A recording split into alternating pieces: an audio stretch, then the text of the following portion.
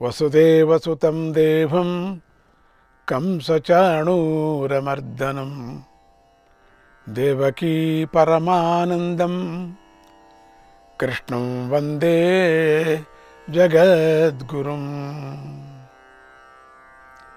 పరిత్రాణాయ సాధూనాం వినాశాయ చ దుష్కృతాం ధర్మ సంస్థాపనార్థాయ సంభవామి యుగే యుగే.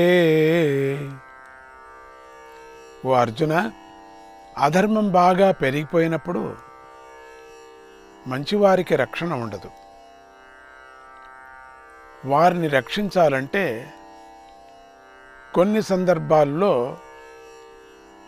దుష్టులను సంహరించాలి.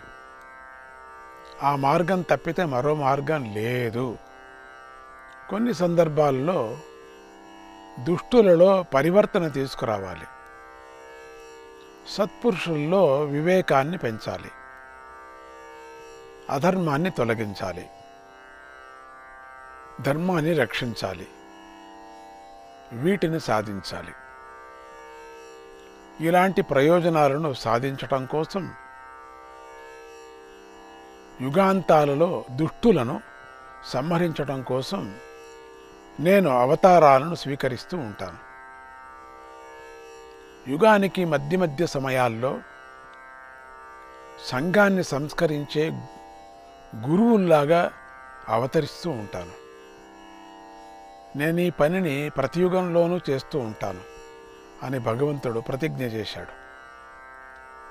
ఈ ప్రతిజ్ఞను భగవంతుడు శ్రీకృష్ణావతారంలో స్పష్టంగా నిలబెట్టుకున్నాడు. భూలోకంలో శ్రీకృష్ణుడు అవతరించే సమయంలో అన్ని సమస్యలే. అప్పుడు మధురా నగరాధిపతి అయిన కంసరాజు హింసరాజై రాజ్యంలో ఉన్న శిశువులందరినీ చంపేస్తున్నాడు. సజ్జనులను బాధిస్తున్నాడు. దుర్జనులను పోషిస్తున్నాడు. ఇక మరో ప్రక్క గల మగధ దేశంలో వీడి మామ అయినటువంటి జరాసంధుడు ఉన్నాడు. ఆ జరాసంధుడు బలగర్వంతో ఎంతోమంది రాజులను పీడిస్తున్నాడు. కొంతమంది రాజులనైతే చెరసాలలో బంధించి బాధిస్తున్నాడు. ఏవేవో పూజలు చేస్తూ వారి తలలను నరికేస్తున్నాడు. మరోవైపున ప్రాగ్ జ్యోతిషము అనే నగరంలో నరకాసురుడున్నాడు. ఆ నరకుడు 16,000 మంది కన్యలను అపహరించి చెరసాలలో పెట్టి బాధ పెడుతున్నాడు. ఇంకోవైపున హస్తినాపురంలో గ్రుడ్డిరాజు ధృతరాష్ట్రుడు రాజ్యాన్ని అధర్మంగా పాలిస్తున్నాడు. అతడి అండ చూసుకొని దుర్యోధనుడు మంచివారైన పాండవులను కష్టపెడుతూ వారి మనస్సులను పీడిస్తున్నాడు. మరోపక్క చేదీ దేశం ఉంది. ఆ అందాల రాజ్యానికి శిశుపాలుడు రాజుగా ఉన్నాడు. ఆ దుష్టుడికి యజ్ఞయాగాదులంటే మంట.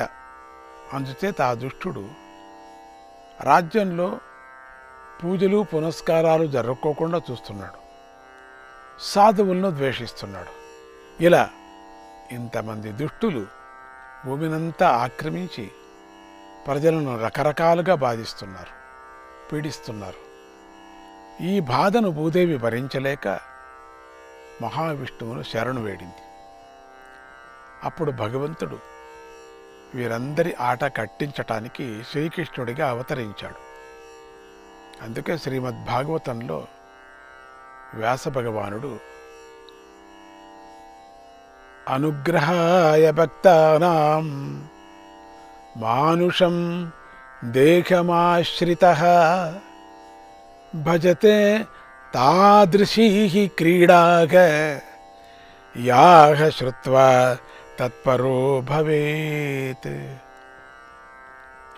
భగవంతుడు భక్తులను అనుగ్రహించడం కోసమే మానవ దేహాలను ధరిస్తూ ఉంటాడు. ఆ దేహాలలో రకరకాల క్రీడలు చేస్తూ ఉంటాడు. ఆ క్రీడలను చూసిన వారికి చూసిన కాలంలోనూ ఆ తరువాత మహర్షుల వాక్కుల ద్వారా విన్నవారికి వింటున్న కాలంలోనూ భక్తి పెరుగుతుంది. ఇదే అవతారాలకు ప్రయోజనం అని చెప్పాడు. ఇక భూలోకంలో అవతరించిన పరమాత్మ దుష్టులకు బుద్ధి చెప్పటం ప్రారంభించాడు. పూతన, శకటాసురుడు, అఘాసురుడు, బకాసురుడు, ప్రళంబాసురుడు మొదలైన రాక్షసులను స్వయంగా వధించాడు. గోకులంలో ఇంటింటికి తిరిగి వారి మనస్సులలో ప్రేమను వృద్ధి చేసి వారిని ధన్యులను చేశాడు. గోపికల ప్రేమనైతే పరమప్రేమగా చేసి వారికి ముక్తినిచ్చాడు. యశోదానందాదులను ధన్యులను చేశాడు. గోకులం నుంచి మధురకు వచ్చిన తరువాత తల్లిదండ్రులను చెరసాల నుంచి విడిపించాడు. కంసుడిని వధించాడు. కంసుడి భయంతో పారిపోయిన బంధువులందరినీ తిరిగి మధురకు రప్పించాడు. అందరి కష్టాలు తొలగించాడు. తర్వాత నిండు సభలో ద్రౌపదీదేవికి అవమానం జరుగుతుంటే ఆమె మానాన్ని కాపాడాడు.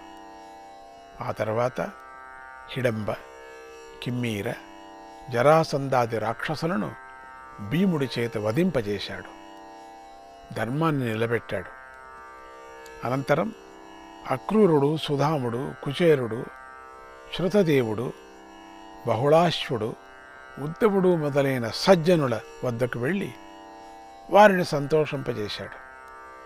వారి కోరికలు తీర్చాడు. ఆ తరువాత భూలోకంలో మిగిలిన దుష్టులందరినీ ఒకచోటకు చేర్చి మహాభారత యుద్ధంలో సంహరింపజేశాడు.